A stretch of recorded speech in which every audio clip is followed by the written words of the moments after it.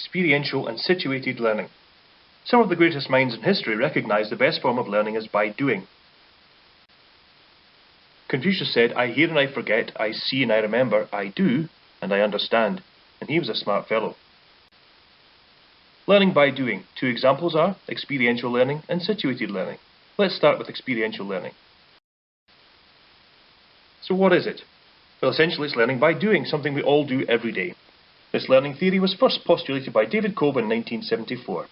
His definition was, learning is the process whereby knowledge is created through the transformation of experience. So what does that mean? Best way to explain this is to go through a four-stage learning cycle, the concrete learning experience. This is a new experience or a situation is encountered, or a reinterpretation of an existing experience. Reflective observation, ask yourself, did I do a good job? Reflecting on the experience, of particular importance, are there any inconsistencies between experience and understanding? Abstract conceptualization, how can I improve? Reflection gives rise to a new idea or modification of an existing concept. Active experimentation, trying out what you've learned. The learner applies them to the world and see what the results are. So how does this apply to you? For Masters of Anatomy students, the concrete learning experience was your first time in dissection lab. A reflective observation that you might make is that you realise you've cut through important structures, something none of this group did, obviously. Abstract conceptualization phase might be when you refer to a textbook to further understand the anatomy, or ask a demonstrator how to improve your dissection skills. And finally, trying to do better with your next dissection structure by trying out your new skills you've learned. That would be an example of active experimentation. The triangle you see is Bloom's taxonomy. This promotes higher forms of thinking in education, most often used when designing educational, training and learning processes. When we look at this, we can see, for example, that your first dissection would be placed at the bottom of the pyramid. You read the book on dissection and did what you were told to do. Making an observation on a mistake that you would correspond to comprehension. You didn't know how to do it perfectly, so you wonder how can you do it better next time.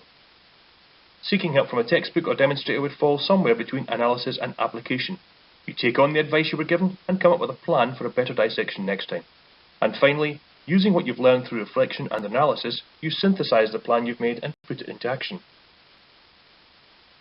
So what are the pros and cons of experiential learning? It accelerates learning. Repetitive learning, or learning by rote, has long been replaced by learning by doing. This methodology uses critical thinking, problem solving and decision making to deliver a training module. This has become an established method to accelerate learning. It bridges the gap between theory and practice. By moving beyond theory to the realm of learning by doing, the trainee gets a first-hand experience of practicing what has been taught. This plays a crucial role in retaining concepts and ideas. It also delivers exceptional return on investment. Experiential learning is personal and effective in nature, influencing both feelings and emotions as well as enhancing knowledge and skills. It goes beyond the classroom learning and ensures that there's a high level of retention, therefore delivering exceptional return on investment over a traditional learning program. It is, however, time-consuming. There's a limit to the amount of information that can be covered because it's hands-on and very much based on individualistic learning. It's also resource-heavy. Equipment and expenses need to be taken into account in order to create an environment in which the students can do the activity. So that's the first example. The second example is situated learning, which is going to be covered by Omar. So we've seen so far that experiential learning occurs in a practical environment and requires a reflective aspect to improve performance. Situated learning also follows this learning by doing theory. In situated learning, students create meaning from applying previous knowledge to real-life situations. Learning takes place through active immersion in a real-life environment and is enhanced by the relationship between experts and novices. This theory was first presented by Love and Wenger in 1991 when they proposed that learning is a process of participation in communities of practice, participation that is at first legitimately peripheral but that increases gradually in engagement and complexity. So what does that mean? Well, essentially, situated learning occurs in an authentic work environment and requires a student to take part in an activity. It relies on a student becoming involved in a community, forging relationships and learning from their mentors.